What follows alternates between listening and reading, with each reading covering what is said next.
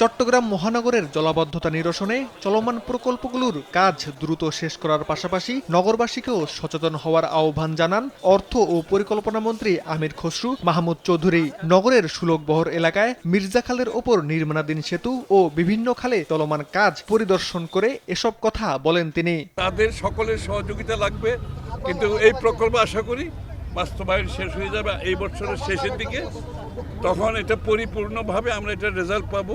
পরে চট্টগ্রাম সিটি কর্পোরেশনে বিভিন্ন সেবাদানকারী সংস্থার প্রতিনিধিদের সাথে মতবিনিময় সভা করেন স্থানীয় সরকার প্রতিমন্ত্রী মীর শাহে আলম, নৌপরিবহন প্রতিমন্ত্রী মোহাম্মদ রাজীব আহসান এবং ভূমি ও পার্বত্য বিষয়ক প্রতিমন্ত্রী ব্যারিস্টার মীর মোহাম্মদ হেলালুদ্দিন।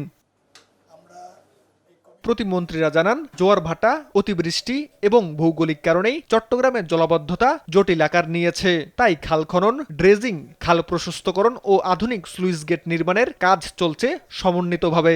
এমন কিছু সুইচ গেট রয়েছে যেখানে পানির প্রেসারে গেটটা খুলে যাবে, আবার জোয়ারের প্রেসারে গেটটা বন্ধ হয়ে যাবে, এরকমও কিছু সুইচ গেট আমাদের আছে। কিছু খালের কাজ ওনারা সমাপ্ত করেছে। আমরা যদি আমাদের লেকগুলোকে এবং নালাগুলোকে বাসার ডাস্টবিন মনে করি, তাহলে এই সমস্যা কোনোদিনও সমাধান হবে না। নৌপরিবহন প্রতিমন্ত্রী বলেন, নগরীর পানি কর্ণফুলী নদী হয়ে সাগরে যেতে পারে, সেজন্য পানি চলাচলের পথ সচল রাখতে বন্দর কর্তৃপক্ষ সহ সংশ্লিষ্ট সংস্থাগুলো কাজ করছে।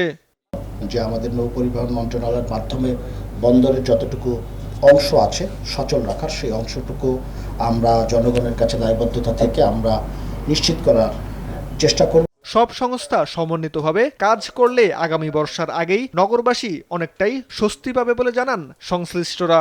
আমরা যদি সব সেবা প্রদানকারী সংস্থা একসাথে কাঁধে কাঁধ মিলিয়ে কাজ করতে পারি, তাহলে পরে আমাদের যে 1600 কিলোমিটার ড্রেন, যেটা আমরা অলরেডি গত 1.5 মাস থেকে কাজ শুরু করে দিয়েছি, এবং ওনাদের যে খালগুলো আছে সেগুলো ক্লিন করে দিয়েছে। বর্তমানে 57টি খাল ও প্রায় 1600 কিলোমিটার ড্রেন পরিষ্কারের কাজ চলছে।